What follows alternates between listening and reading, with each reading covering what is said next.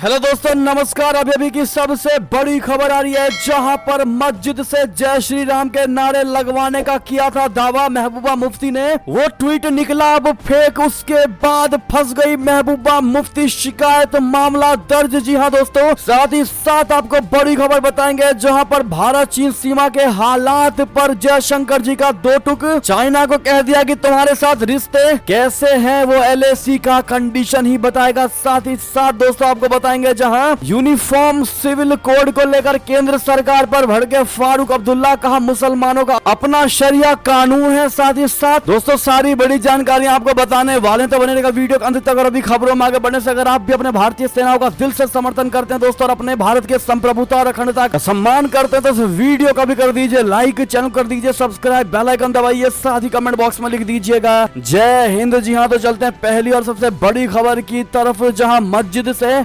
जय श्री राम के नारे लगवाने का किया था महबूबा मुफ्ती ने दावा, जो कि निकला फेक। अब फंसी महबूबा मुफ्ती, शिकायत हुआ इनके खिलाफ दर्ज। जी हां, जम्मू कश्मीर की पूर्व मुख्यमंत्री और PDP नेता महबूबा मुफ्ती के सामने मुश्किल की घड़ी आ गई है। एक सामाजिक और राजनीतिक कार्यकर्ता ने मुफ्ती के खिलाफ जम्मू के नवाबाद पुलिस स्टेशन में शिकायत दर्ज कराई है। शिकायत में मुफ्ती पर सेना के बारे में गलत जानकारियां फैलाने का आरोप लगाया गया है। ANI की रिपोर्ट के अनुसार बोधराज शर्मा नाम के व्यक्ति ने पुलिस को दी शिकायत में कहा है कि PDP चीफ ने यानी महबूबा मुफ्ती ने अपने ट्विटर पेज पर एक मैसेज शेयर किया था, जो काफी भड़काऊ था। उन्होंने पुलिस से मुफ्ती के खिलाफ संबंधित धाराओं में प्राथमिकी दर्ज करने का अनुरोध किया है। शर्मा ने अपनी शिकायत में कहा है कि महबूबा मुफ्ती ने अमरनाथ यात्रा से पहले बिना किसी सबूत के सेना के खिलाफ पोस्ट लिखी, जो बेहद गैर जिम्मेदाराना था। उन्होंने ये तक कहा है कि अगर PDP चीफ के खिलाफ कोई कार्रवाई नहीं की गई तो वह इस मामले को अदालत में ले जाने को मजबूर हो जाएंगे। महबूबा मुफ्ती ने शनिवार यानी 24 जून को एक ट्वीट करके सेना के खिलाफ गंभीर आरोप लगाया था। PDP चीफ ने लिखा था कि सेना की 50 RR के जवानों की तरफ से पुलवामा की एक मस्जिद में घुसकर मुसलमानों को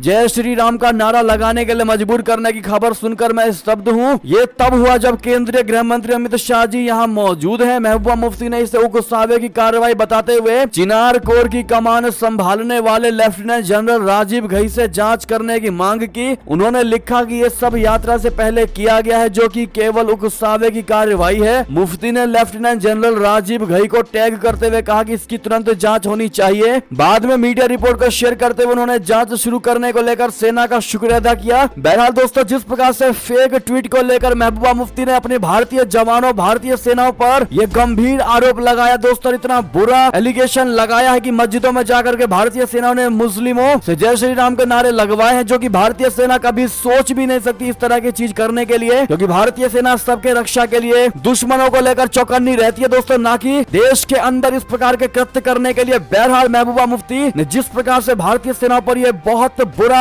एलिगेशन लगाया है दोस्तों, बहुत बुरा इल्जाम लगाया, अगर आप भी मानते हैं कि ये एक तरीके का पाप और ये धुलने नहीं वाला, और इसकी सजा क्या महबूबा मुफ्ती को मिलनी चाहिए दोस्तों, आप लोग क्या कहते हैं अपनी राय अवश्य दीजिएगा। देखते हैं भारत की जनता की भारतीय सेनाओं के प्रति इस प्रकार के एलिगेशन को लेकर क्या जवाब है, क्या कहना चाहते हैं आप लोग। और दोस्तों जितना ज्यादा उसको इस वीडियो को शेयर कर दीजिएगा व्हाट्सएप, फेसबुक और ट्विटर पर, ताकि हर कोई अपनी राय रख सके। चलते हैं अगली बड़ी खबर की तरफ, जहां भारत चीन सीमा के हालात तय करेंगे कैसे होंगे दोनों देशों के रिश्ते। जयशंकर जी ने ड्रैगन से कही दो टुक बात बता दें। भारत के विदेश मंत्री जयशंकर जी ने एक बार फिर चाइना से रिश्तों पर खुलकर बयान दिया है। जयशंकर जी ने साफ कर दिया है कि भारत और चाइना की सीमा पर जैसे हालात होंगे, ये हालात ही दोनों देशों के रिश्तों की स्थिति को तय करेंगे। विदेश मंत्री जयशंकर जी ने पूर्वी लद्दाख में वास्तविक नियंत्रण रेखा यानी LAC पर 3 साल से अधिक समय से सैन्य गतिरोध के बीच बुधवार को कहा कि सीमा पर स्थिति भारत और चाइना के बीच संबंधों की स्थिति तय करेगी। जयशंकर जी ने यहाँ एक परिचर्चा सत्र में कहा कि आज सीमा पर स्थिति अब भी असामान्य है। अमेरिका के साथ संबंधों पर उन्होंने प्रधानमंत्री नरेंद्र मोदी की वॉशिंगटन की हालिया यात्रा को किसी प्रधानमंत्री की सबसे सार्थक यात्रा बताया, और कहा कि दोनों देशों के बीच संबंध असाधारण रूप से अच्छे हो गए हैं। चीन के साथ भारत के संबंधों का हवाला देते हुए उन्होंने कहा कि सीमा के प्रबंधन से जुड़ी व्यवस्था के उल्लंघन के कारण संबंध मुश्किल दौर से गुजर रहे हैं। साथ ही साथ दोस्तों इतना ही नहीं, आपको बता दें एक और बड़ी खबर आ रही है, जहां भारत की सुरक्षा से खिलवाड़ हुआ तो देंगे करारा जवाब। खालिस्तान मुद्दे पर जयशंकर जी ने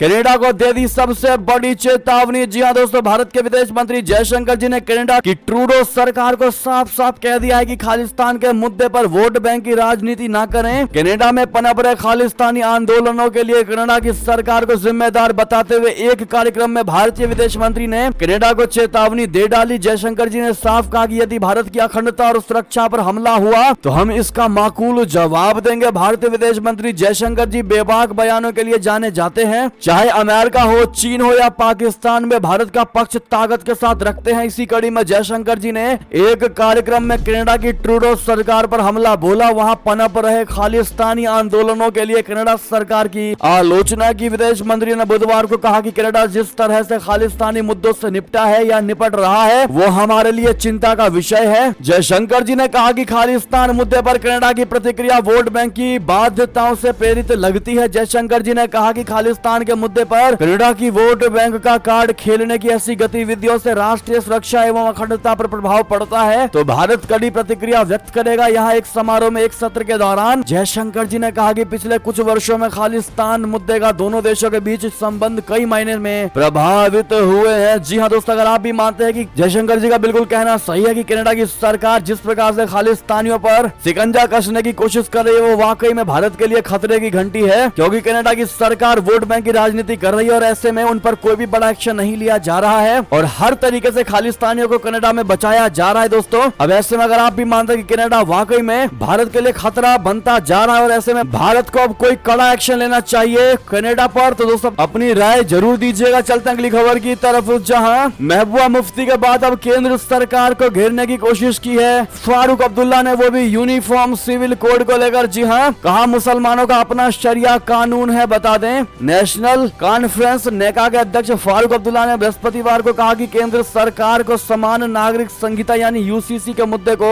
आगे नहीं बढ़ाना चाहिए और इसे लागू करने के परिणामों पर पुनर्विचार करना चाहिए। अब्दुल्ला ने हजरत बल दरगाह में ईद उल अजहा यानी बकरीद की नमाज अदा करने के बाद संवाददाताओं से कहा कि उन्हें यानी केंद्र सरकार को इस पर पुनर्विचार करना चाहिए। यह विविधताओं से भरा देश है और यहाँ विभिन्न जातियों व धर्मों के लोग रहते हैं और मुसलमानों का अपना शरिया कानून है। श्रीनगर से लोकसभा सदस्य ने कहा कि सरकार को यूसीसी लागू करने के परिणामों के बारे में सोचना चाहिए और पुनर्विचार करना चाहिए। पूर्व मुख्यमंत्री ने कहा कि उन्हें यानी केंद्र सरकार को इन सब पर विचार करना चाहिए और इसे आगे बढ़ाने के बजाय इसके परिणामों के बारे में सोचना चाहिए। कहीं ऐसा ना हो कि तूफान आ जाए। अब्दुल्ला की टिप्पणी प्रधानमंत्री नरेंद्र मोदी द्वारा यूसीसी की जोरदार वकालत किए जाने के 2 दिनों के बाद आई है। अब ऐसे में दोस्तों जिस प्रकार से पूरा भारत लगा हुआ है कि यूनिफॉर्म सिविल कोड को पूरे भारत में लागू कर देना चाहिए, यहाँ तक कि अरविंद केजरीवाल की सरकार भी पीएम मोदी जी के समर्थन में उतर आई है और उन्होंने भी कहा है कि सबसे राय मशवरा लेकर के इस कानून को पारित कर देना चाहिए। अब ऐसे में फारूक अब्दुल्ला का यह बयान दोस्तों फिर एक बार मोदी सरकार को कोई ना कोई तगड़ा फैसला लेने पर मजबूर करने वाली है। अगर आप भी मानते हैं कि केंद्र सरकार को अपना कार्य करना चाहिए और फारूक अब्दुल्ला जैसे नेताओं के बयान को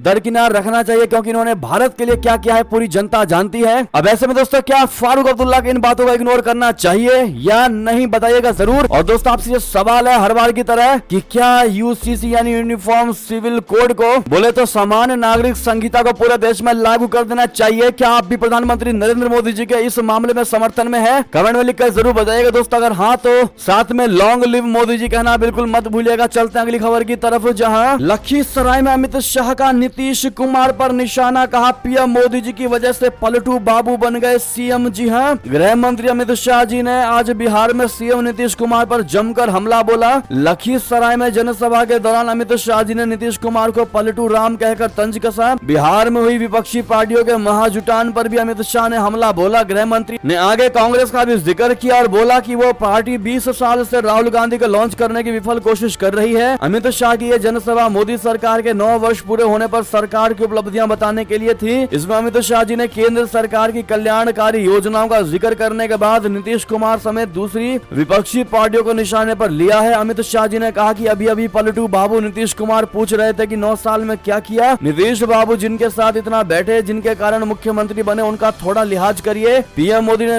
9 साल में बहुत काम किया है। मोदी के 9 साल गरीब कल्याण, भारत गौरव, भारत की सुरक्षा के 9 साल हैं। लखीसराय में अमित शाह ने कहा कि पहले जब पाकिस्तान प्रेरित आतंकवादियों के हमले होते थे तो सोनिया मनमोहन की सरकार कोई जवाब नहीं देती थी, मौनी बाबा बनकर दिल्ली में बैठ जाते थे। लेकिन जब प्रधानमंत्री मोदी जी के कार्यकाल में पुलवामा और उरी में हमला हुआ तो मोदी ने 10 ही दिन में सर्जिकल स्ट्राइक और एयर स्ट्राइक करके पाकिस्तान के घर में घुसकर मारा। कांग्रेस को अजीब पार्टी कहते हुए अमित शाह ने कहा कि वो पिछले 20 साल से राहुल की लॉन्चिंग कर रही है। अमित शाह बोले कि पटना में कांग्रेस ने दोबारा राहुल की लॉन्चिंग की विफल कोशिश की। अब ऐसे में दोस्तों आपकी जो जो भी राय हो कमेंट में लिखकर अवश्य बताइएगा। और बिहार के करंट सरकार पर आपकी क्या राय होने वाली है दोस्तों, राय जरूर दीजिएगा। ऐसे में ये सब की सारी बड़ी खबरें आपको हमारी खबर कैसी लगी, आशा करता हूँ बहुत अच्छी लगी होगी। थोड़ी भी अच्छी लगी तो वीडियो को दोस्तों में, भाइयों में, रिश्तेदारों में जरूर शेयर करिएगा। और अभी कर दीजिए इस वीडियो को लाइक, चैनल को कर दीजिए सब्सक्राइब, बेल आइकन दबाइए, साथ ही कमेंट बॉक्स में लिख दीजिएगा जय हिंद जय भारत। और यहाँ तक बने रहने के लिए आप सभी का